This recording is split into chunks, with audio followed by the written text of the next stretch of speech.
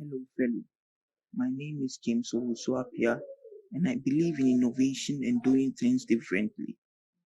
This video has been prepared for you to guide you through some well-known concepts that will aid your studies and preparations towards exam. Due to COVID, we cannot meet in person to discuss, so I hope this video finds you well and helps you achieve excellence. Thank you.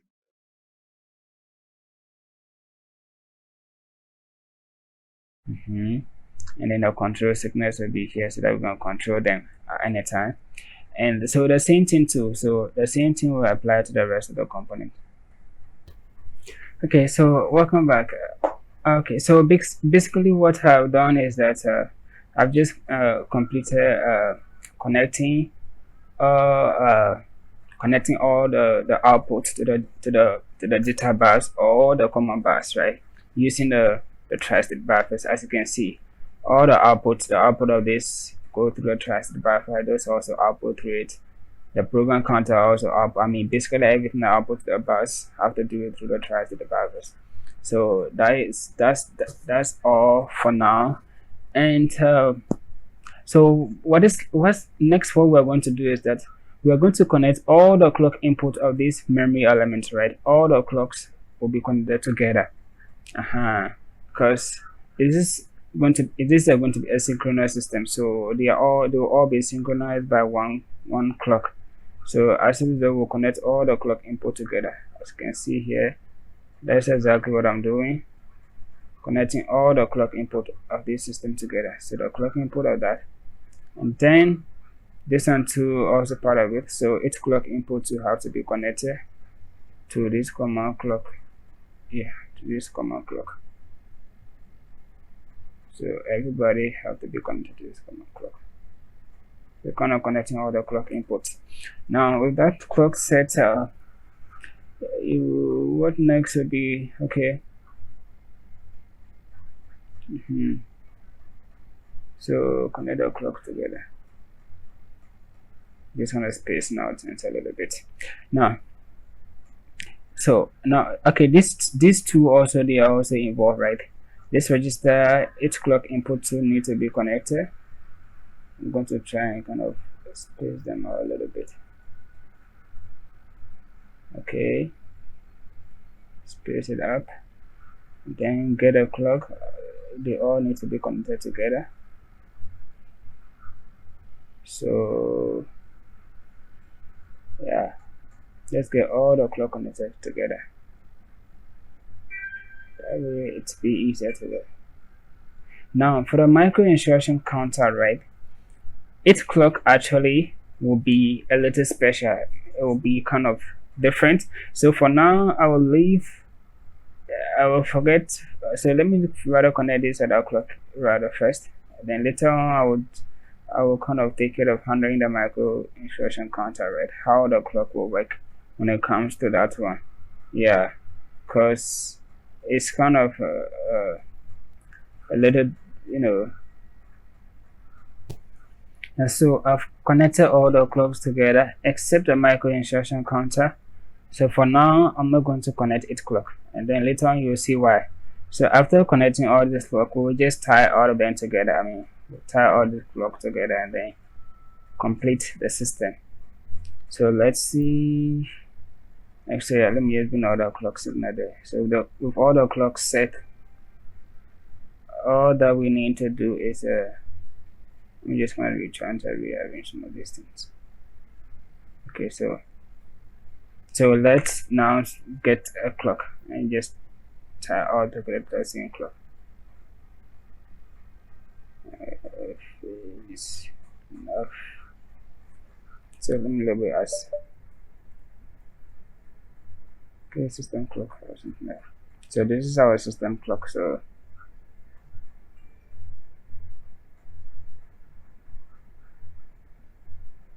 all right.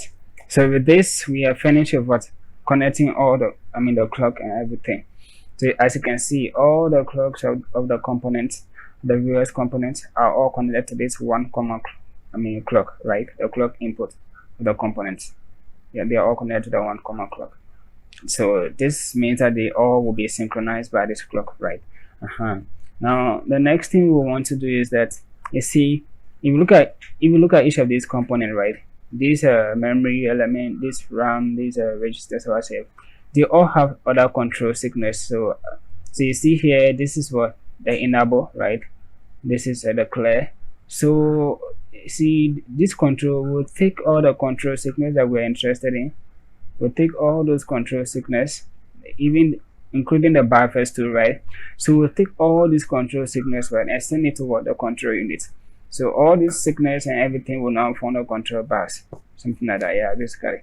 So what I'm going to do is that I'll try to what get connect. I mean, take all the signals, right, all the control signals, then connect them to and bring them what, to the control unit, because the control unit will be somewhere here, right? So I have to take all these signals back and then bring them here to the output so that it can connect to them. So let me do that quickly and resume. So there's one thing I still didn't talk about, right? So let's take the RAM back. Let's look at the RAM making the data memory. Now you see here, this is the address input, but then where is the data input? Now this particular option that says one synchronous load and store, what it means is that actually we will want to use this.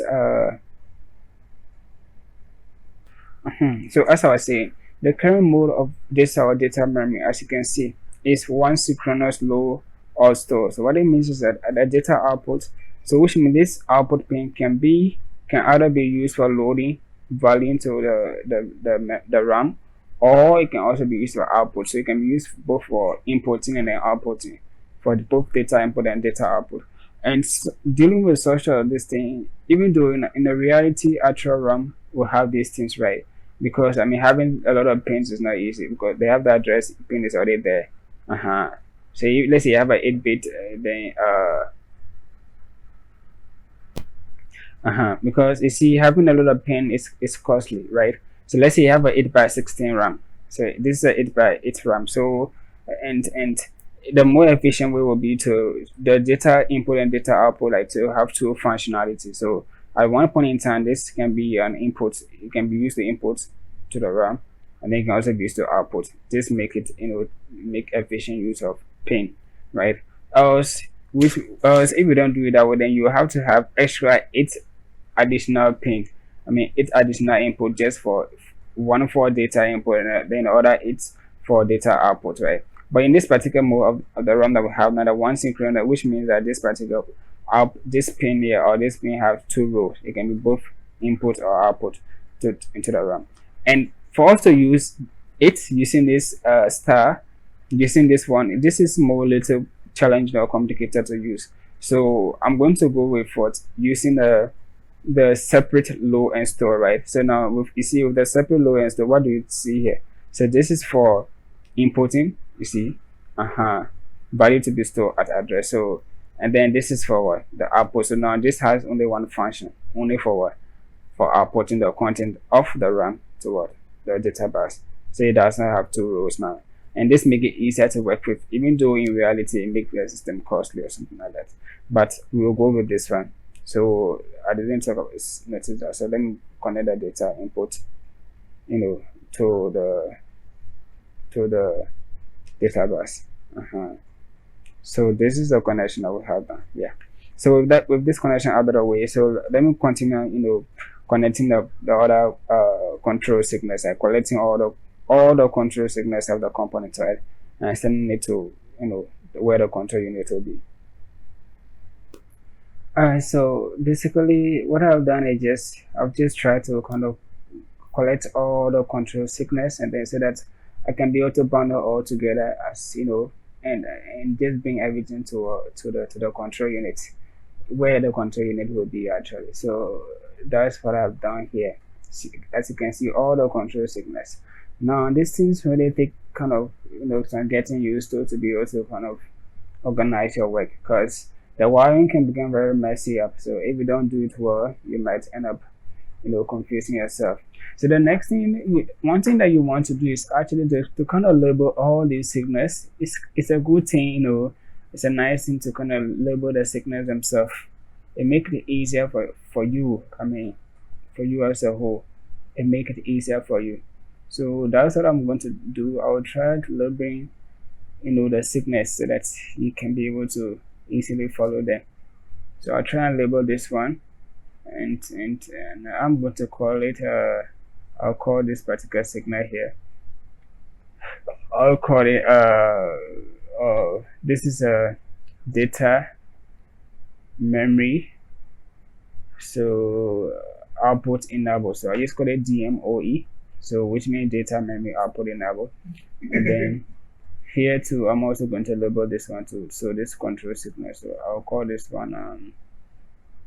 I'm going to call this one.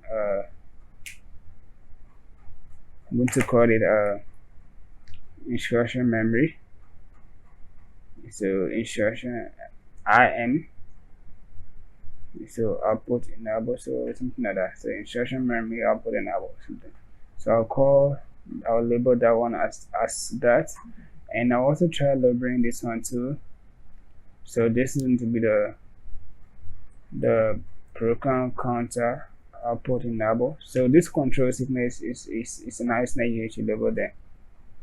So I'll call this one accumulator output enable, right? So that's how how you label the components. Now, and you see, luckily the other sickness actually has kind of they have some kind of label also, right? So maybe you can just maintain the other label, or you can even add, you can label, make it clear. So for instance, this is the data memory address register. So you can see this signal is actually the enable signal. So this is like going to be like the input enable, the data input enable signal, right? So you could kind of attach a label to it if you want to. And that way you can be able to identify all your signals with that name, right? So I also try labeling the signals. So let me label all the signals that you can see. Yeah, so I'm done with kind of labeling all my control signals. As you can see, I've labeled all of them. I've labeled all my control signals. Now this is optional, but it's kind of make it easier. I mean, yeah, you will see later on how we'll use these things. These signals, it's good to give them names, else you kind of get confused about them.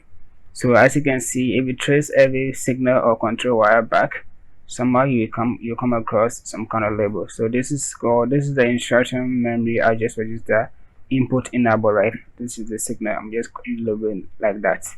And this one too is what the data memory address register input enable. As you can see, these are the signals. So all these signals is good to label them. If you come at this one too, you see this is the data memory load enable. So this signal is a load enable. So you see, and the reason you see this so it's through this signals or this control, like we will send everything to the control unit. So it's true then I will be able to control all these components, when they should read, when they should do this or that, right? So that's how you're able to control them.